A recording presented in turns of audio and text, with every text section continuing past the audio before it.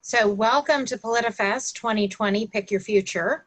I'm Julianne Marco, and I'm the Chief Operating Officer at Voice of San Diego. It's great to be here with you all today.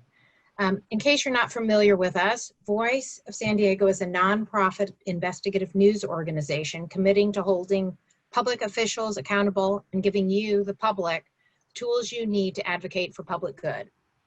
As a nonprofit, we depend on members and donors like you to make our work possible. So thank you so much for your support. I'd like to take a quick minute to recognize our sponsors who helped make PolitiFest possible. A special thanks to Google News Initiative for supporting the creation of this virtual event. Some of you may know this is usually an in-person activity. To the College of Arts and Sciences at USD, which has hosted us in real life in the past. They're underwriting all the student tickets for PolitiFest. To the San Diego Foundation for supporting our community conversations. And also thanks to Cox Communications, SDG&E, the Atlantis Group, the City of San Diego Retired Employees Association, City Heights Community Development Corporation, the San Diego County Democratic Party, and Business for Good. So, remember, there are events through Saturday at noon, so I hope you will join us for that. Also, I want to introduce you to our interpreter, Fanny Lengua. She's joining us tonight, so if you would like to listen to this session in Spanish, there's a button at the bottom of your screen. It looks like a little world icon. Just choose either English or Spanish, and then you'll be able to hear in the language of your choice. Okay, so let's see. Now let me just remind you there are lots of sessions for PolitiFest coming up, so check the schedule. Join us for other sessions through Saturday. I'll post in the link once we get started. I'll post in the chat links so you can purchase your very own Voice of San Diego mug or glass. All right, now let me turn this over to our moderator, Will Huntsberry. For those of you who don't know Will, he is a reporter with Voice of San Diego. He covers education, but he's also been writing a lot about COVID these last several months. So Will, let me turn this over to you. And if you have any questions, just post those in the Q&A, and I'll make sure we get those to our panelists and to the moderator. Thanks very much. Thank you, Julianne, for getting us started. I'm so excited about this panel, and I'm glad everyone is joining us today, even as one of the panelists told me, even as the Padres are playing right now. No one's watching, though, on our channel, I assure you. Today, we're going to be talking about COVID-19, its impact on this community, the impact it still may have, and I hope we'll be able to bring something new to the debate by bringing together a couple of different politicians who have had slightly different takes on it at different times, and also a scientist who's been an invaluable resource to the community on COVID-related facts. So I want to welcome Richard Bailey, Mayor of Coronado. Thanks for being here.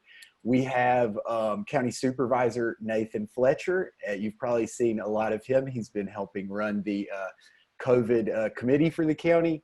And then we have Dr. Kim Prather, who is the Distinguished Chair of Atmospheric Chemistry at Scripps Institution of Oceanography. She's got several other titles. I would have to read off the list here, but she's definitely the best we could get. So I want to start real simple right now, because we've been through so many ups and downs as a community when it comes to this virus.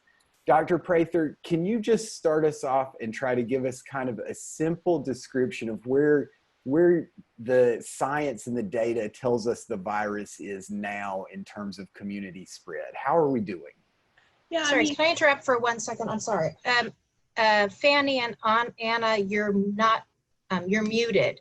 We can't hear the interpreter. Sorry, everyone. We'll just fix this glitch real quick. Yep. Are we ready? I think we're set. Okay, sorry about that. Thank you. Thanks Okay. for jumping in there, Julianne. Go for it, Dr. Prather. Sure. Yeah. So I am, I've been advising people all around the world on this topic, and I'm watching everybody closely. And one of the things I can say is that San Diego right now, happily, is heading in a good direction, I would say, but we have to keep heading in this direction.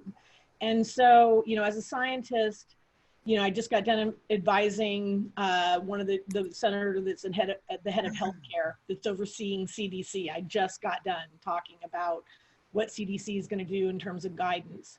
And, it's really obvious that as we reopen, this is my strongest advice I will give, we have to do it in a smart way, and in a way that we all reopen in the right order, at the right time, where we can all stay open. And so, it is, the way that this virus is getting around is kind of sneaky. It gets around in aerosols. We breathe them in. It's in the air. I have a paper coming out in Science. It's going to hit the big news on Monday on this topic. It's Breaking in the news. air. It's big news. I'm telling you, I just got it accepted in less than 24 hours. So, you have the person who's like leading the charge. This is in the air and we're breathing it. So what can we do to avoid breathing it, in the riskiest places? And that's where I'm very happy. And I've talked to Nathan. Nathan's been on top of it. You have the best, honestly, in like, how do we do this in a way, not competing, but in a way that we can all open and stay open. So Right. That's where I'm here to help you. And I'm here to help the schools. And I really honestly believe, and I feel, I understand the public's concern that this is like sometimes people just feel hopeless. There's been so much misinformation. I get it.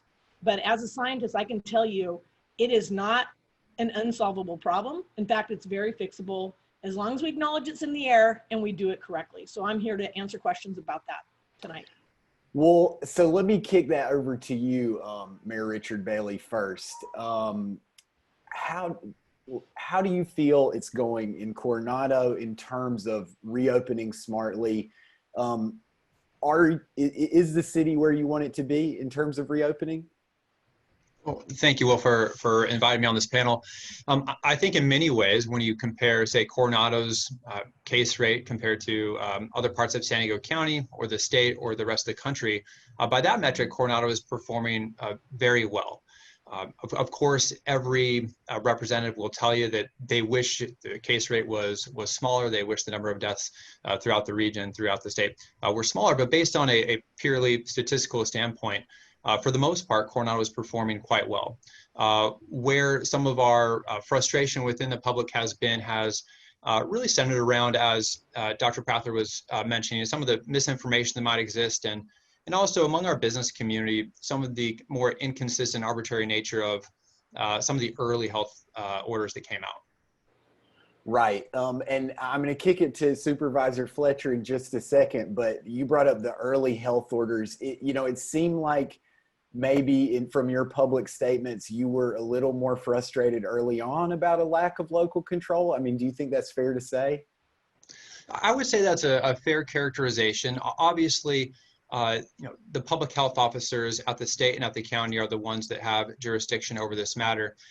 Most of where the frustration came from was the inconsistent and arbitrary nature of those health orders that were coming primarily from the state early on. And one of the questions that all of our small businesses were asking was, why is it that Walmarts and Costco's and Targets can all be open that are selling the same goods that our small retailers are selling, but our small retailers are not allowed to be open? So I think early on, especially early on, that was a source of a lot of frustration within the business community. So Supervisor Fletcher, talk to me about where you think we're at with our economic reopening. How are we looking in your eyes? Yeah, no, I'll do that. But let me just adjust one point that was just raised, that Richard's raised before, and it's just not true. There was not a situation where a big box could stay open and a mom and pop that did the same function as a big box could not. The guidance that was put out by sectors.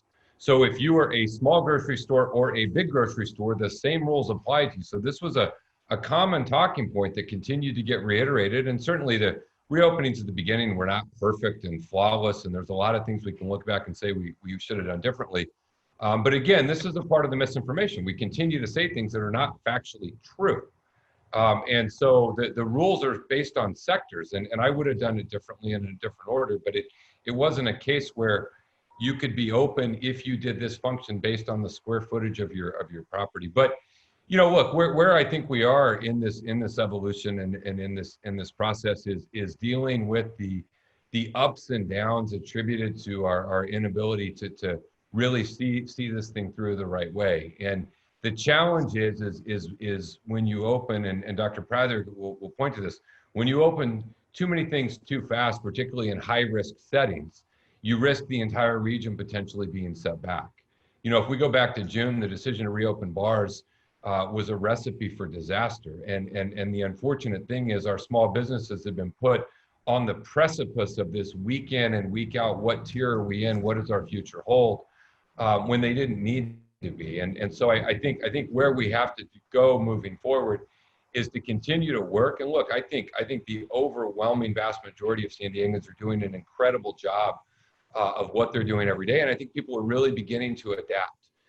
And that's why I think even though we're seeing more things open, we're not seeing significant spikes. We're creeping up a little bit on that danger point between tiers.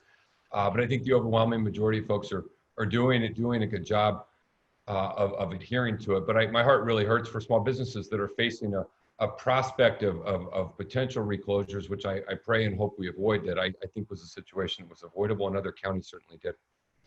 Yeah, well, if I may, go ahead. Well, if I may jump in there, if what I said earlier regarding the closures in March was inaccurate, it would have been wonderful if Supervisor Fletcher would have informed that 90% of businesses that were closed down, that was an inaccurate statement.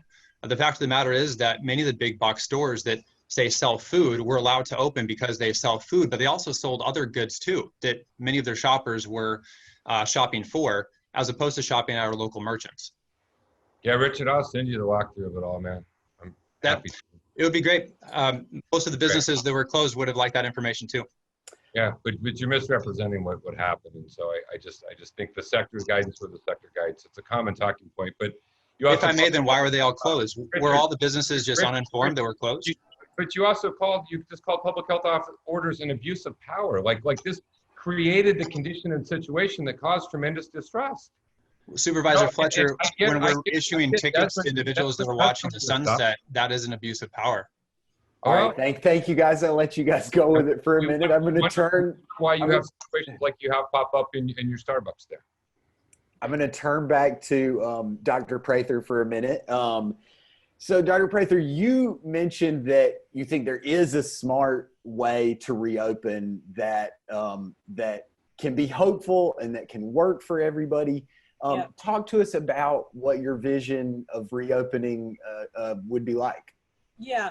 So yeah, that's a great question. As I say, there are places, we're not the first to try and open and stay open, right? There are places that have done this successfully around the world. And like certain places in the country never shut down, right? The people, but the people, the residents, listened and respected the recommendations from the public health, to be fair. And so they wore masks, they socially distanced, they avoided risky places. All this stuff is known. It's been known since February, whether people will tell you that or not, it has been known since February. And so places like Taiwan never shut down and have a population of 24 million and had, in the end, 7 deaths. They never shut down. Economy never shut down. So to me, I look at them, and now I'm watching New York. New York is the first place in the US to try to come back. Mm-hmm. And until very recently, they were doing really, really well. And now they're starting to see an uptick. And why? They just are opening restaurants. They're opening indoor dining.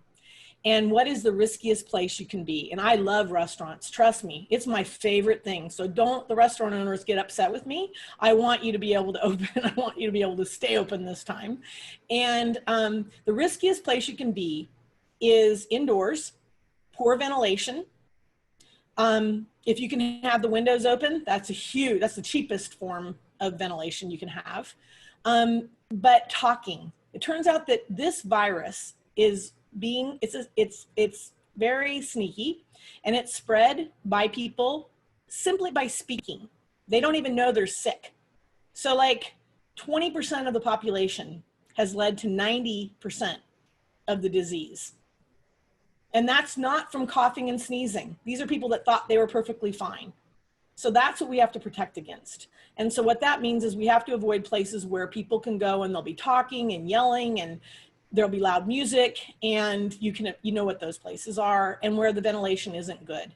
So if we can just, there was just a newspaper article yesterday in the Atlantic that was incredible about this, that we can just knock it back just by tackling those places. We can do all the other things we want so badly and start living our lives, because we all want to live our lives. And so, so to my point about opening, I think, we just have to open it in the order where we wait for the community spread to go down to a better spot than it was in May. And just recently we did it again. Like, I think opening restaurants right now in New York, you're going to see it. I can promise you in 2 weeks, they're going to be ticking up big time, 25%. It's going to happen. And so let's not do that. Let's just open in a way that we can do it and do it safely. And the problem here, let's say this and I'll stop, but the point is that when you try to shortcut it, all you do is delay it months longer. So when you try to do 2 weeks earlier, and you could just wait those 2 weeks and let the spread go further down, then you're risking locking us down, especially with flu season coming, for 3 to 6 months. So if we do it in this little window we have correctly, and we just hang in there, and I know people are tired of this, but if we just do it that way and we open slowly the low risk stuff first, then we can open and get our lives back and stay open this time. That's all, and there is a recipe to doing that. And as I say, I'm very happy to help with success, and I have helped other places do this, and I would love to help my own backyard do it. So I think, a lot of us who have been watching this closely a few weeks ago were potentially looking for an uptick. A lot of things happened at once. Restaurants reopened at 25%. We had Labor Day. We had students coming back to college campus. Nonetheless, we've kind of white knuckled it and stayed in the red tier. Everyone was really worried we were going to go to purple. We didn't go to purple. When it comes to these indoor activities, it seems like, like I say, we've been on the cusp of purple. We've stayed in red. Mayor Bailey, specifically, is there more indoor stuff you wish you could do in Coronado? I know you mentioned the economic impact, but do you want to see restaurants at 50, 75, 100%? What do you think? Oops. He's muted. Yeah, I think you're muted, Richard. I show myself as unmuted. Okay, I can hear you now. You can hear me now? All right, good. When we rewind the clock back to March, the initial call to action was to, quote unquote, flatten the curve to prevent our hospital care system from being overwhelmed. We certainly did that. The initial projections from the governor's office were that 25 million Californian cases, we would experience 25 million cases over a span of about 8 weeks. Turned out that number was off by 24.9 million cases, which was a good thing. That means we all did our part. And then somewhere along the line, it went from simply flatten the curve to avoid overwhelming our hospital care system to slow the spread to avoid overwhelming our hospital care system, which we have successfully done. Our hospital care system, especially here locally, has not been overwhelmed, which is great. But I think the frustration from the business community, from many in the public, is, well, what does success look like? Neither the governor nor the county has actually defined, well, what does success look like? What does slowing the spread actually look like in quantifiable terms? When will all these businesses be able to open? Like, when will we reach success? Well, we have the tiers now, I guess I would say, just to put that back in your court, and so, again, is there specific steps you'd like to see your businesses be able to take that they can't take? Well, so excuse me, I'm sorry, Mayor Bailey, can you get closer to your mic? We can't hear you. Put my microphone right now. I'm not sure how much closer I could actually get. It's really low. It was better before. I don't know why. Interesting. I haven't touched anything. Okay. I think we can keep going. We can hear you enough. Thanks, Richard. Sure. Would you mind repeating that question, Will? Well, I guess, you're saying things aren't clear, and granted, the state has changed on several occasions, the tier system, or how we're supposed to know we're in a good place, how we're supposed to know we're in a bad place. But right now we seem to have some pretty clear tiers of purple and red. We're in red. It pretty clearly defines what's allowed in red. And are you okay with what's defined in red, or do you want to see more indoor activity?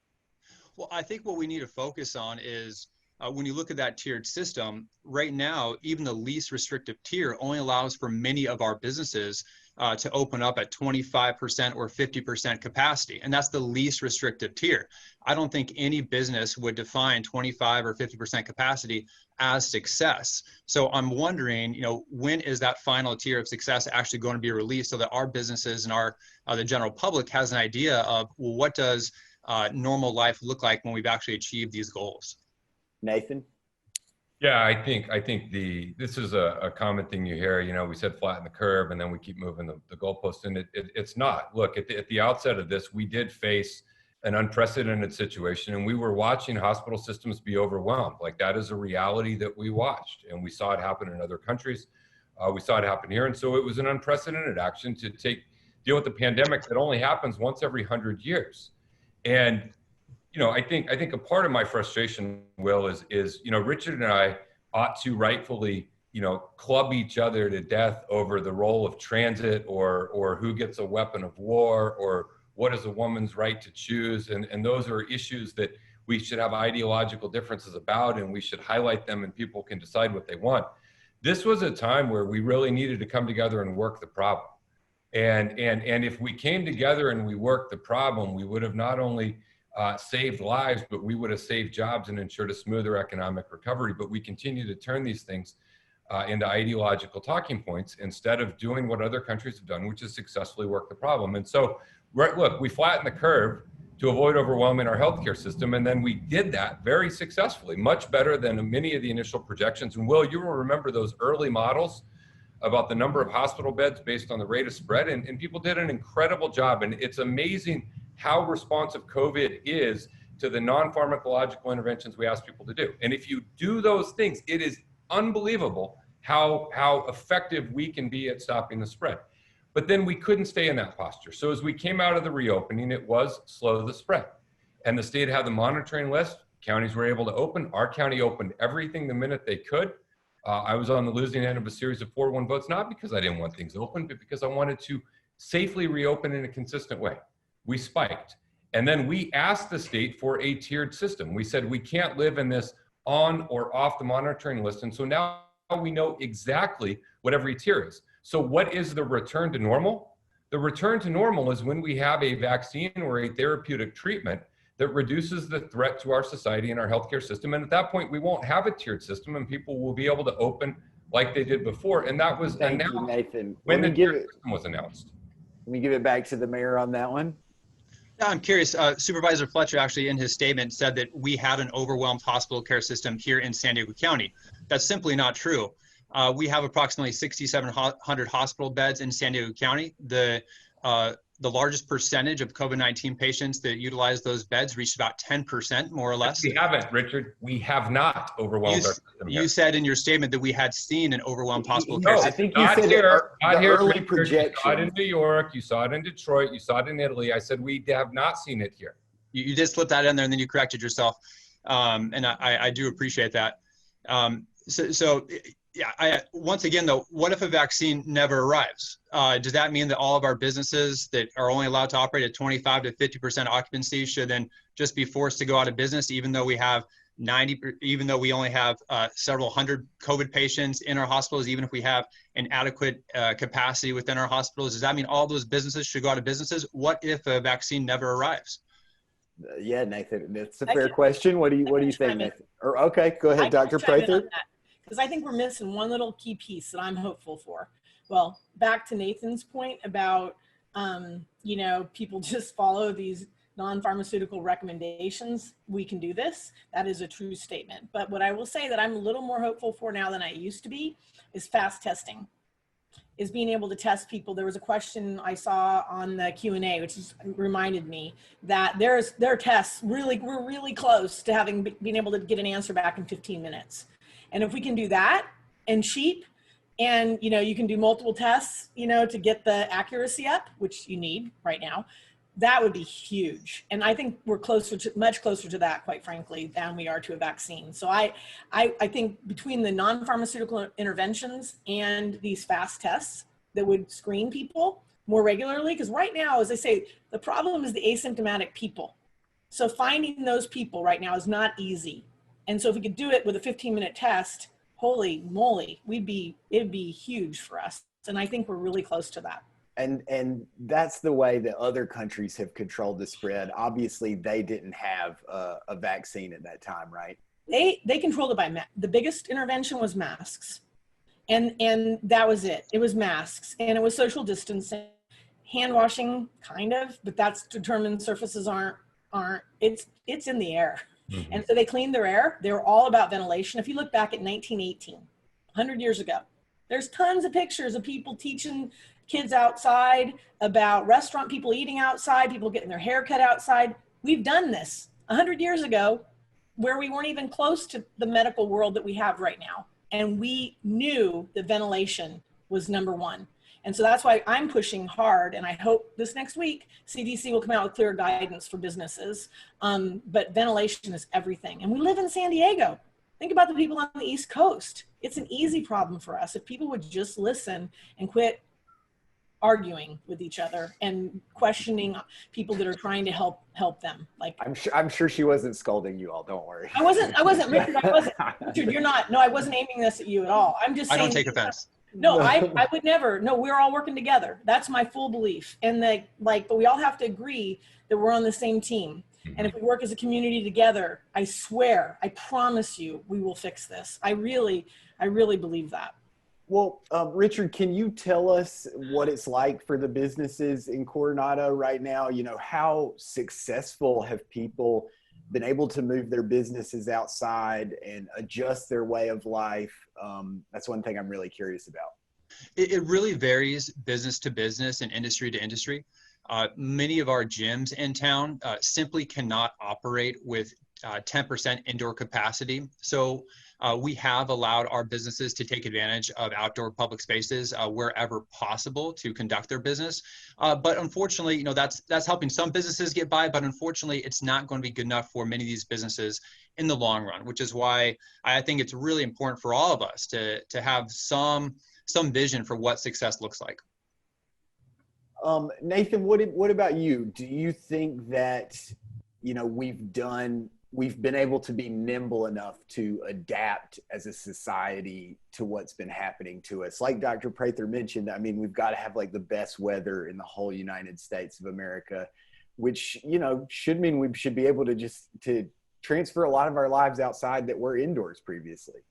I think your average person will, when we look back at this a few years from now, and we look at the burden that regular folks have borne and what they've done in order to save lives, I think that there's a tremendous testament to that in terms of the parents that are figuring out how to teach their kids. We deal with it with our 3 every day. When you think about businesses, when you think about all of that, I think when the book is written on the public policy response to COVID, it's going to be a damning indictment of people that attacked public health, questioned the integrity of public health orders, demanded reopenings of high-risk entities that we knew and everyone had been told were at danger. And what's happened is we've just created this tension and friction because of a series of bad decisions at times, and we need to avoid that. And that's what Dr. Prather is saying. We know the high-risk entities. We know the ones that are the problem. If we can avoid those, and if we can adhere to the other things, then we can get large sections up. Now, in terms of the ability to respond, the 2 things I would say is I think small business people, and I talk to a ton of them on a regular basis, are incredibly resourceful. Being in small business is really hard absent a global pandemic. And they daily figure out how to adjust and change and reinvent themselves. And so I think huge numbers of them have done heroic things in figuring out how to survive in this environment. Some of them, to Richard's point, a point I agree with them, some of them don't have that as an option. So we can make all the parks in the world open for a gym, but if that doesn't fit your geography or topography or where you physically are, that's not an option. And where I think one of the biggest failures has been is the federal government should have stepped up to provide direct financial assistance to folks whose business was impacted because of a public health order. So if you have been ordered to close at a certain percentage, there needs to be direct economic assistance so that you can make your mortgage and your rent and that type of thing. And I think that the federal government in these times is the entity, because they can deficit spend, that should have done a better job doing that, because businesses who, as Richard pointed out, look, you got to close 90% of your operations. There ought to be more direct assistance to get you through this, or more help in figuring out how you can convert it into something different. So I want to go to a question from our audience now that alluded to something Dr. Prather brought up. You talked about testing as one way that we can potentially get back to normal, if that's even a thing anymore. What are the prospects for frequent testing? How do you think that, how realistic is it that we might have 24-hour testing widely available anytime soon? 24-hour testing is happening right now. Less than 24 hour. UCSD, we're doing it in 17, and sometimes 3. And 4. how many is UCSD doing per day? We're at 2,000 a day right now. I'm bumping that up, so it's not a huge number, but it's moving in the right direction. That's 17-hour. That's like right now, and we have the capacity to expand, and we're working on that. The 15-minute test that I mentioned, they're doing that at events. Right now, there was just an event the chancellor went to, this week. They were trying it out. It's a weird, they're still at the point where it's this test where you run it and you can get a false positive, so you run it again. And each time you run it, you run it 3 times, and eventually the accuracy is up over 90%. And so that ends up being 45 minutes instead of 15. So it's still a little clunky, but those are happening right now. So I think, Abbott's working on it. There's a number of companies that are working on it in the area. I think, I hope within the next month. And the only way these are, again, going to be super effective is if we just keep our numbers going low. And I come back to, we just have to put our faith in the public health, and that all of us, including people who've gotten mad at me as a scientist who's just looking at the data. Everybody's just trying to protect everybody. There's no secret hidden agenda here. We all want our lives back too. And so I think the hope is like this multi-pronged thing, but I think the testing, it's going to get certainly here faster than a vaccine. I know that. It's just a question of like, how fast, exactly. Yeah, That's yeah. it. I mean, a month sounds great. I know, Nathan, I know you're working on this too, Nathan, testing. Well, the testing, has been, and you've lived through this with us, has been a significant challenge. You go back to the early days of this, and we track the numbers every single day. We were doing a very few tests. It was very limited, and it was hard to get. And then we kind of made some big jumps in terms of what we were able to do. But the problem was that those jumps outpaced all of the components that were needed. And I think what Dr. Prather's talking about is, we need to get to the point where it's like a pregnancy test, where it's something you can self-administer and get an immediate response. Maybe, pee on it. Sounds great. Sounds great. But the problem, Will, is where we've been is everything about this being a novel virus. To start, you needed a doctor to order it. You needed a certain medical person to be able to take it. You needed the swabs. Who knew nasal swabs would be an impossibility to get? You needed the tube, you needed the transport, you needed the machine, you needed the reagents, you needed all these things. And so we got out a little bit, and it impacted the turnaround time. And I will tell you this, the test has to have fast turnaround time. If that test result takes you 3 or 4 days to get, there's almost no point in getting the test. Get exposed again. You're going to get exposed. And so now we're at a point, yesterday, Will, I shared, every week now we're sharing what are the turnaround times for all of the various sectors that do testing in San Diego County. Our hospitals and clinics continue to be the best between a day and a day and a half on average. Our public health lab is between 1 and 2 days. Our Helix partnership is between 1 and 1.5. Commercial labs are still lagging 3 to 4 days, 2 to 3 days, but it's better than what it was. But to Kim's point, what we need, but we still don't have as much of it as we want. Even if we get up to that 13, 14, 15,000 a day, and we're going to see big increases, we're testing school personnel. We're going to see big increases as UCSD is testing their students. We're going to see these, but we've got to make that next jump, and there's still a technology that comes.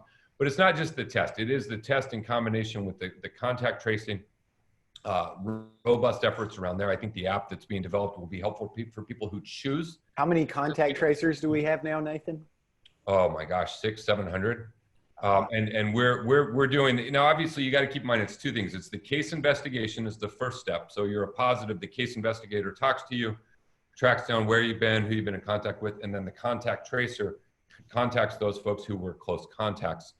And again, there's a lot of challenges with that. You know, it's a very challenging system in terms of individuals remembering everyone they might have been around. It's very challenging in an era where there's very little trust when people call and say, hey, on the phone, here's what's going on. But we're certainly fighting as hard as we can to have that system be effective. Yeah, I mean, I think, you know, as we talk about testing, as we talk about contact tracing, I can appreciate some of your frustrations, Richard, because there's still a lot of unknowns. And so I guess, you know, as a mayor, as someone who's kind of been beholden to watch all this go down and have their city be affected and not necessarily have a lot of control over it, what's your faith level in California, not just San Diego County, to get the tests out there and the contact tracers and have that be the strategy that gets us to a good place sometime soon? Well, I really do want to make sure I emphasize that I trust everyone is acting with the best of intentions. I think there's no question about that. Although Supervisor Fletcher and I certainly disagree on the public policy prescriptions that should be made available based on the data, we certainly have the public's best interest in mind. And I trust Supervisor Fletcher, although once again we disagree, that he is well-intentioned in that, as I feel for the other supervisors. I think one of the areas, though, where the public's trust has kind of been eroded a little bit over the last several months is that lack of a clear path to a successful outcome. So I think it's great we're going to be introducing more tests. I think it's great that it's likely those tests are going to come back quicker than they have before. Obviously, the hope is that they're even more accurate than they were before. But then what does that actually mean for people's everyday, day-to-day lives? What does that actually mean for the businesses that are currently closed? And that's something that is yet to be articulated. And I think that would be very helpful for everyone's peace of mind to know how close are we to the goal and what's going to help us get there. Do you think the county could do a better job articulating some of those things, Nathan? Actually, before Supervisor Fletcher jumps in, I want to emphasize that a lot of this comes from the state of California as well. And so I think in many respects, it would be helpful for the state of California to take more of a leadership role in that.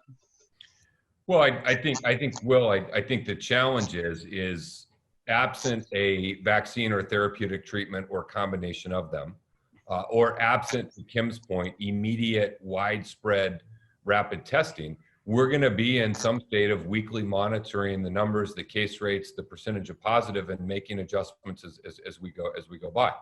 And so I think that the system that's been laid out is a system that is based in the reality that we face right now, which is not having a therapeutic treatment and not having a vaccine. And I think when you get one of those, then you can start charting the course until to the point of like, hey, we're done with this, COVID's over, everyone go back to what you were doing before. But between now and then, I think we face the unfortunate reality of every day or every week, at least every Tuesday, checking in to see where are we in the numbers, how are we doing, and how does that impact our business? And so when we say that there's no articulation of what the path forward is, there is an articulation of the path forward.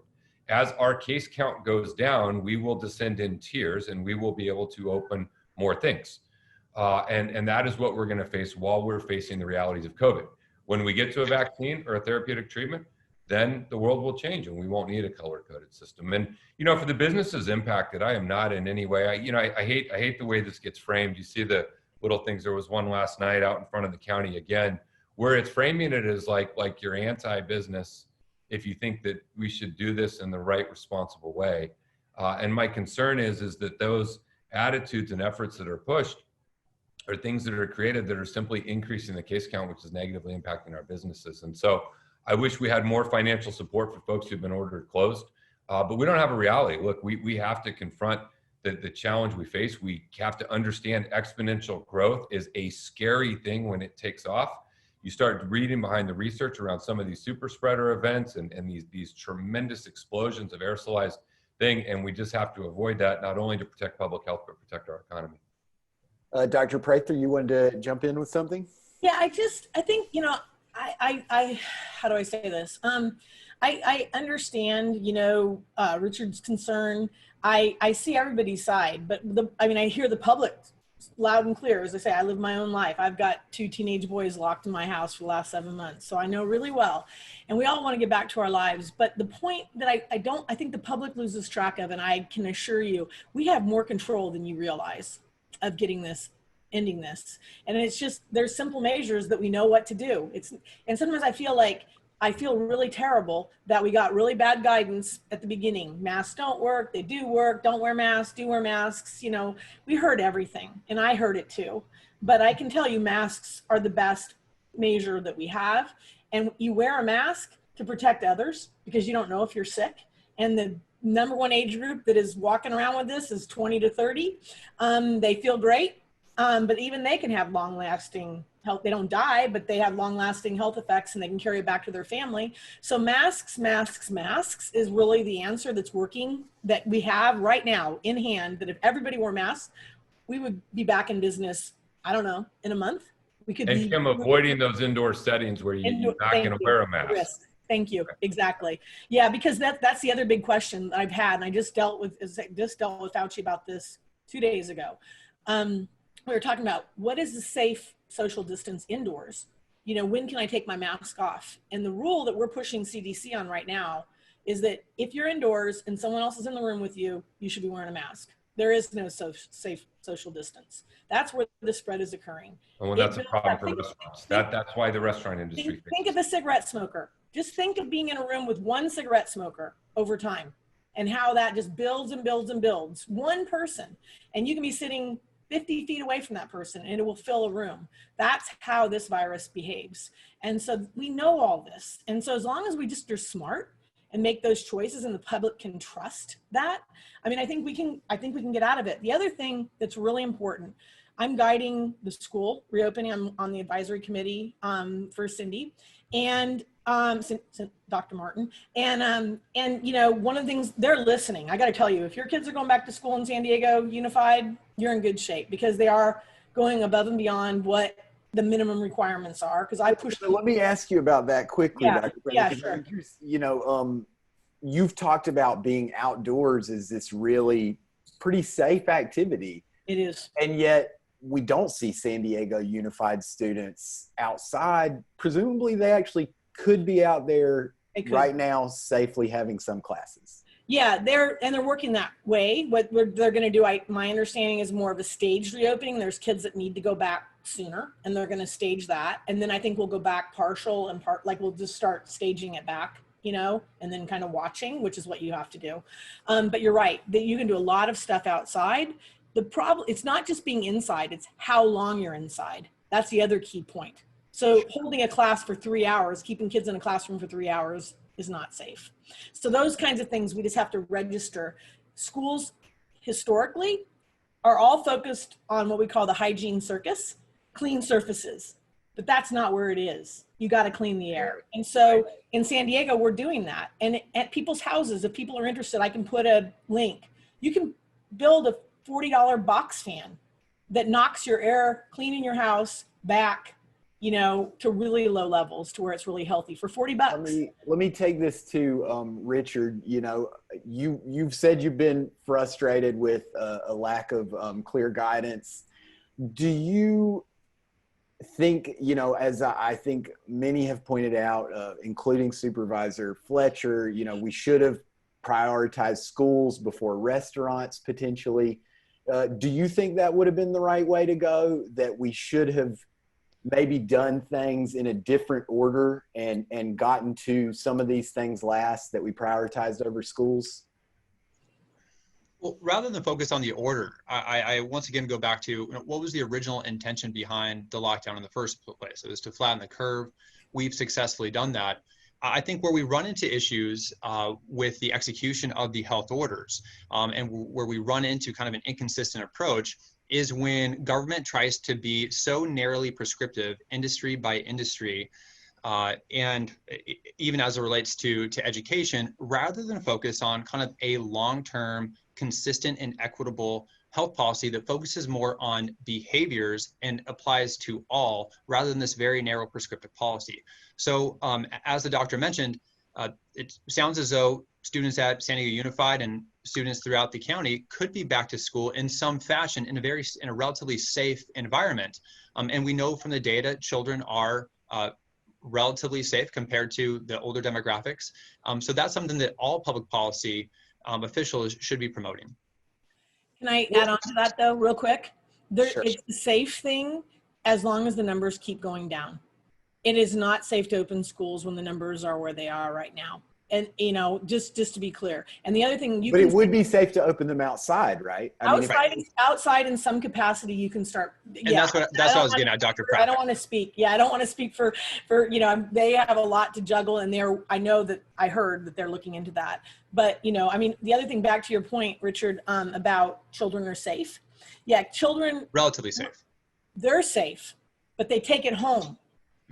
Think how many times if you have kids, or those of us who have kids, they're like sponges for germs. We were always sick when our kids were at school. So they would take it home. They might be safe, but they're going to infect all their families. So and Kim, one of the challenges we face is right now when we're kind of bumping along around the top of that kind of red bottom part of the purple, we're right. Seeing some increases. And, you know, if we had flattened it and kept it flat, that would be different, but we didn't. We saw a big spike in June, and then we're seeing another big one.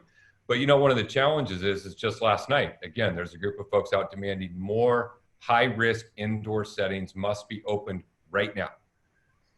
And as you've pointed out multiple times, that's a recipe for disaster. And I think, you know, look, I hear Richard's point on why is it sector by sector, but I think the counterpoint to that that's really important is you need to be trying to make as best you can risk-based decisions. And so when you have entities that are much lower risk like retail, where there's not the same intensity of duration and exposure because people aren't near each other, then you ought not have a set of rules for retail that match those for an indoor restaurant because they're fundamentally different.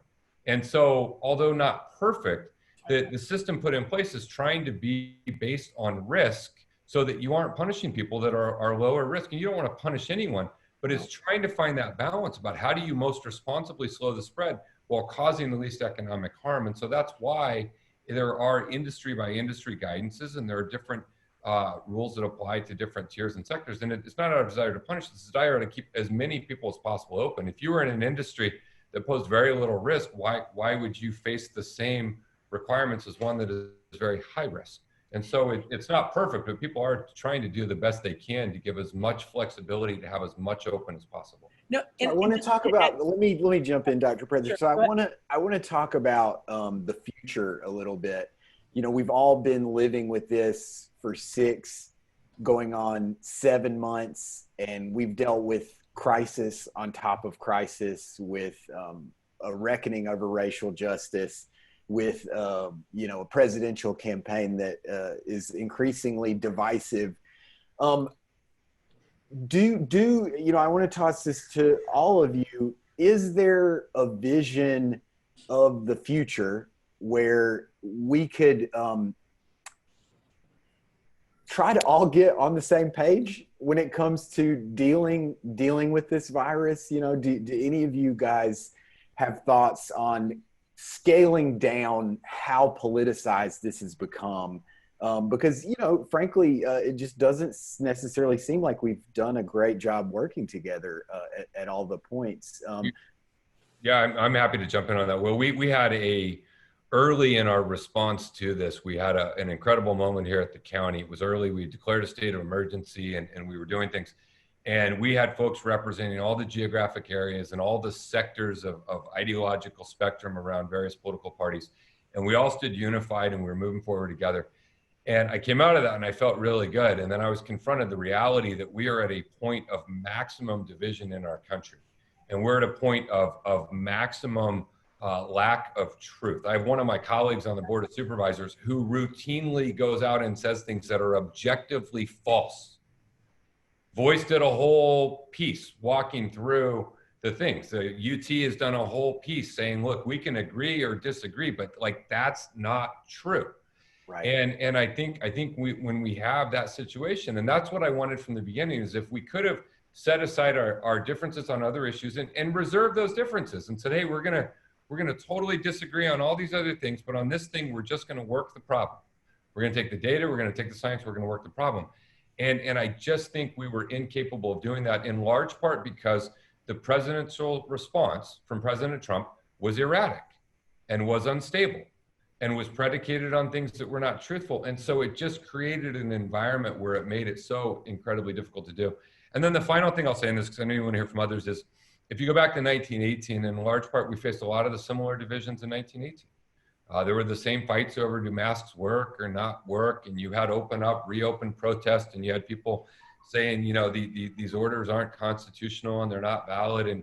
And so some of it is a challenge. You know, one of the great things of America is we have freedom of speech and expression, and we question our elected officials, and that is a great thing. And a lot of other countries that are more authoritarian in nature, and I would never want us to be that, have a greater ability to impose the type of thing. And so I think a part of the challenge that we face is derived in large part from some of the things that make us a really good place to live. Thank you, Nathan. Mayor? Sure. I think it's important to point out that although I think it's very reasonable to call into question the leadership at the federal level, the fact of the matter is that the public health response largely falls on all 50 governors of the 50 states and then the counties within those states. That's largely where public health policy is made in regards to episodes like we're currently experiencing. The meeting that Supervisor Fletcher just cited, where we had this bipartisan coalition of North County folks, South Bay folks, East County folks, was a meeting where I attended as well. And it did feel like, you know, this was going to be a bipartisan effort. And I think in many ways, it still is. However, I think where some of the divisions started to emerge was when the health orders became increasingly prescriptive without really any real rationale behind several of the orders. For example, when it became a misdemeanor subject to a $1,000 fine to go swim in the ocean, but there was no real rationale behind that provided by either the state or the county, people started raising questions. When my local shoe store here was prohibited from selling shoes, but Target could still continue to sell the same shoes, that started raising questions. And I think that's where some of the divisions started to come down, which is, once again, why I go back to, from the beginning, many of the health orders were arbitrary and inconsistent, which is why they've now changed, which is good. I think they should change. They should continue to change. When we look at, I think they have gotten better with the tiers. Like, you think they have gotten, the health orders have gotten better. I mean, that's not the health order, but that's the state tracking thing. There's no question that they have certainly improved, but for many of the businesses, obviously it has not improved enough, and there is no end game in sight for many of the businesses. That's an unresolved question that needs to be resolved, because if we're telling our businesses, you have to wait, you can only operate at 25 or 50% capacity until we get a vaccine. Well, what if that vaccine is not really effective? We've had a vaccine for the flu for years, but the flu is still around, of course.